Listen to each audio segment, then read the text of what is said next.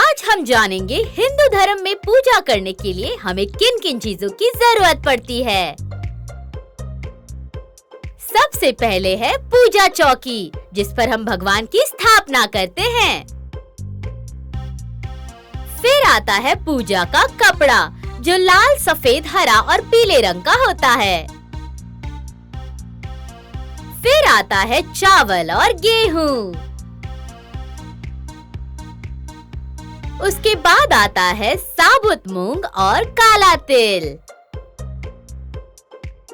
फिर भगवान की स्थापना करने के लिए हमें चाहिए मूर्ति। माता की मूर्ति होगी तो चुनरी और भगवान को पहनाने के लिए पोशाक। उसके बाद कलश पर रखने के लिए हमें साबुत नारियल की जरूरत पड़ती है। पूजा के समय हम बजाते हैं घंटी, और घंटी की पूजा भी होती है। पूजा में हल्दी को बहुत ही शुभ माना जाता है। फिर आता है शंख, जो भगवान के आवाहन के लिए होता है। पूजा में दीपक को जलाया जाता है, जो पीतल या मिट्टी का होता है। फिर है कुमकुम, जो माता के माथे पर लगाया जाता है। और फिर आती है खुशबूदार अगरबत्ती।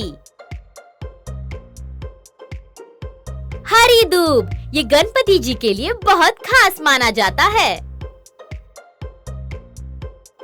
हमें पूजा में अनेक प्रकार के फूलों की जरूरत पड़ती है। हम पूजा में फूलों की माला भगवान को पहनाते हैं। और ये है केसर, जिसे माता पर चढ़ाया जाता है। सिंदूर को भी हम माता के चरणों में चढ़ाते हैं। रुद्राक्ष की माला, इससे धन धान्य का लाभ होता है और घर में सुख समृद्धि का वास होता है। और जलाने के लिए धूप भी कई प्रकार के होते हैं। माता की पूजा करने के लिए 16 श्रृंगार की जरूरत पड़ती है। फिर है हवन करने की सामग्री। पूजा करने के लिए हमें शुद्ध घी की भी जरूरत पड़ती है। आरती करने के लिए हमें चाहिए आरती की थाली। आम के पत्तों को कलश में लगाया जाता है। सूखा नारियल हवन में और भगवान के चढ़ावे में इस्तेमाल होता है। इसे हम ओटी भी कहते हैं। कपूर को हम आरती में इस्तेमाल करते हैं। ये है लड्डू, जो हम भगवान को भोग लगाते हैं। और ये है भगवान के लिए इत्र। जौ अन्न पूजा में इस्तेमाल किए जाते हैं। धार्मिक मान्यताओं के अनुसार पान के पत्तों में संपूर्ण देवी देवताओं का वास होता है। गौमूत्र पूजा में हुई किसी भी भूल के कारण उत्पन्न होने वाले दोष को दूर करता है। शहद को हम पंचामृत बनाने में इस्तेमाल करते हैं। गंगा जल को हिंदू धर्म में बहुत ही पवित्र माना जाता है। दही का प्रयोग पूजा के पंचामृत में किया जाता है। हवन करने के लिए हवन कुंड, लकड़ी और उपली का उपयोग किया जाता है। रुई का इस्तेमाल हम दीप प्रज्वलित करने के लिए करते हैं। भगवान को चढ़ाने के लिए जनेऊ की जरूरत पड़ती है। मौली या कलावा को धार्मिक आस्था का प्रतीक माना जाता है।